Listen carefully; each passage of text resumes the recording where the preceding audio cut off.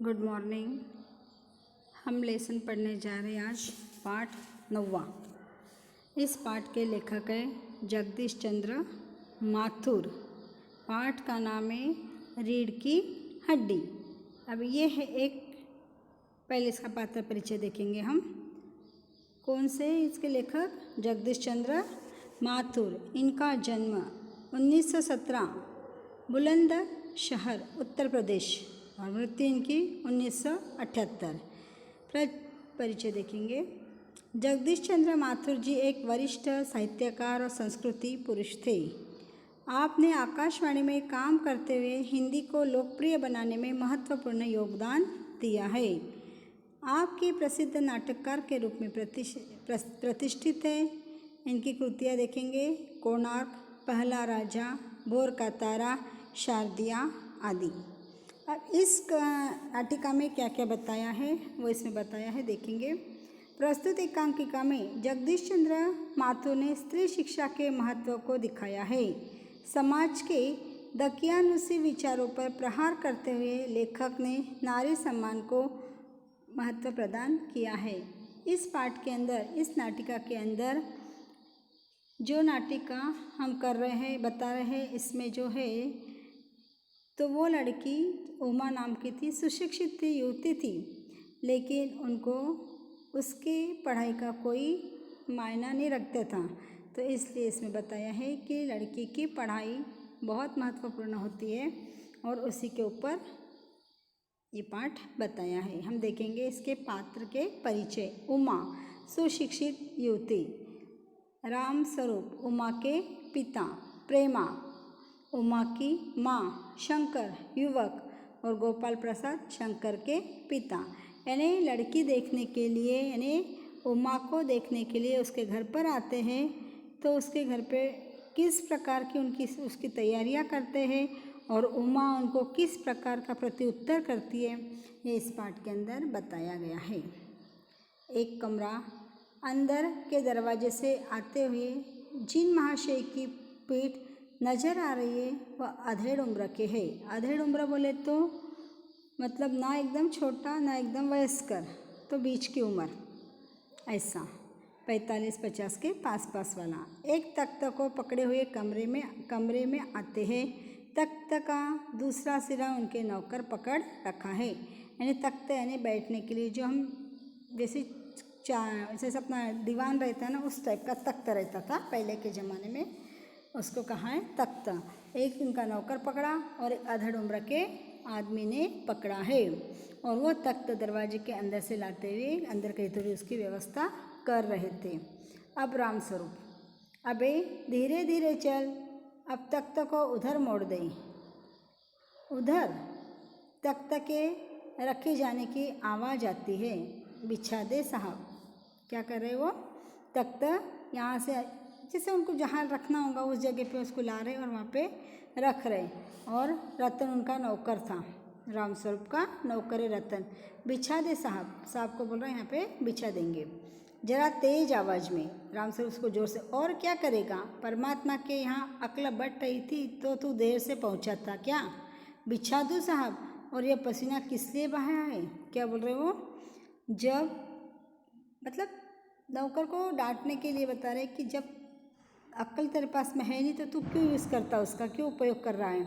जब मैं बोलूँगा तभी हम उसको बराबर रख लेंगे। और उनको बहुत ज़्यादा पसीना भी आ रहा था। तख्त बिछाता है, ही। क्या कर रहा हो? तख्त बिछाते समय ही कर रहा। दरी, राम स्वरूप दरी उठाते और बीबी जी के कमरे में से हारमोनियम उठा ला और सितार भी। जल्दी जा। रतन जाता है। पति पत्नी तख्त पर दरी बिछाते हैं। यानी इनकी पत्नी कौन थी? प्रेमा और राम स्वरूप क्या करते? जो तख्त बिछाया था उसके ऊपर दरी, यानी सतरंजी उसके ऊपर बिछा रहे थे, उसकी व्यवस्था अच्छे से कर रहे थे।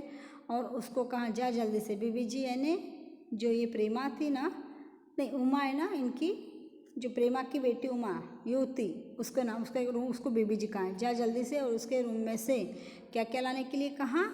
हारमोनियम और सितार, दोनों भी चीज़ें उठाकर लेकर आ।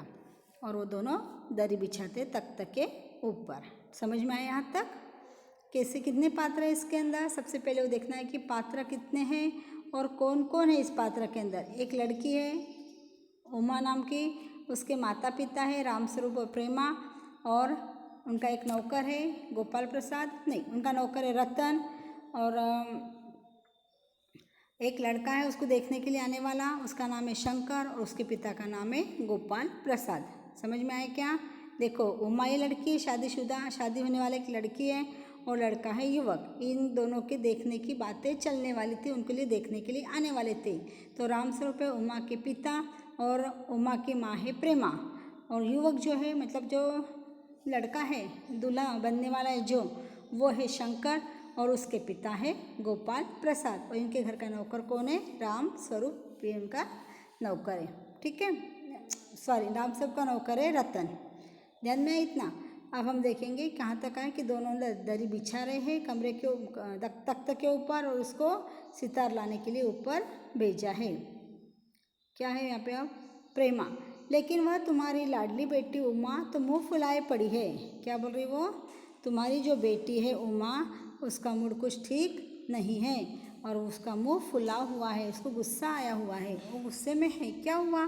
पूछ रहे वो अपनी बेटी का, क्या हुआ बा, क्यों गुस्से में है? तुम्ही ने तो कहा था कि उसे ठीक ठाक करके नीचे लाना। क्या कहा था तुमने? उसको ठीक ठाक करके नीचे लाना। बेटी को देखने आ रहे तो उसको बोलते साड़ी पहन, साड़ी का पल्लू बराबर ले, अच्छे से चल, इधर देख मत, उधर देख मत, नीचे देख कर चले, सारी बातें बताते हैं। तो ठीक ठाक करके नीचे लाना, ऐसा उसको आपने कहा है।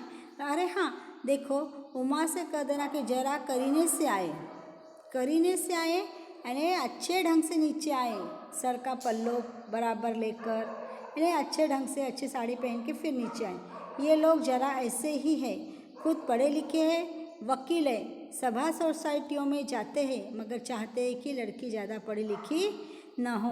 यानी अब देखो ये पढ़ी लिखी लड़की थी, उनको बताना था कि ये ज़्यादा पढ़ी लिखी नहीं है, उस ढंग से उसकी वेशभूषा कर कर उसको नीचे लाना था। और उसको कहा उन्होंने कि ज़्यादा तैयार मत होना, अनपढ़ के जैसी, गवार के जैसी ही तू दिखना है। ठीक है, अब क्या हो गया? प्रेमा और लड़का, उसके घर के सारे पढ़े लिखे हैं, वकील वगैरह है, तो लड़का क्या पढ़ा है? उसकी माँ पूछ रही लड़का क्या है? रामस्वरूप बोलता बाप शेर है, तो लड़का सवा शेर है ना। तो क्या बोला, क्या पढ़ा लड़का? बीएससी के बाद लखनऊ में ही पढ़ता है मेडिकल कॉलेज में। कहता है कि शादी का सवाल दूसरा है, पढ़ाई का दूसरा, क्या करूँ मजबूरी है। देखो क्या पढ़ा लिखा था लड़का? बीएससी पढ़ा हुआ था, लखनऊ में पढ़ता था मेडिकल कॉलेज में, और बाप वकील था। तो ये कहता है कि बाप शेर है तो बेटा उससे भी ज़्यादा पढ़ा लिखा है, सवा शेर है। कहता है कि शादी का सवाल दूसरा है, पढ़ाई का दूसरा। शादी और पढ़ाई में कोई एडजस्टमेंट नहीं है, जो ज़रूरी है वो मैं कर रहा हूँ, क्या करूँ मजबूरी है, ऐसा वो कह रहा है। आया ध्यान में आपको कि इस पार्ट के अंदर रीढ़ की हड्डी इस पार्ट का नाम है। रीढ़ की बोले तो जैसे हमारे शरीर के अंदर सबसे मेन पार्ट जो है हमारी रीढ़ की हड्डी होती है, उसी प्रकार घर के अंदर सबसे ज़्यादा महत्वपूर्ण कोई होगा तो घर की बहू होती है। घर की बहू यदि अच्छी आई, समझदार आई, तो घर पूरा अच्छे ढंग से चलेगा, और यदि बहू घर की अच्छी नहीं आई तो घर को 1 मिनट में टूटने में समय लगने वाला नहीं है। इसलिए कहा है कि रीढ़ की हड्डी। समझ में आया इतना पार्ट? आगे का पार्ट हम नेक्स्ट पीरियड में देखेंगे। ओके।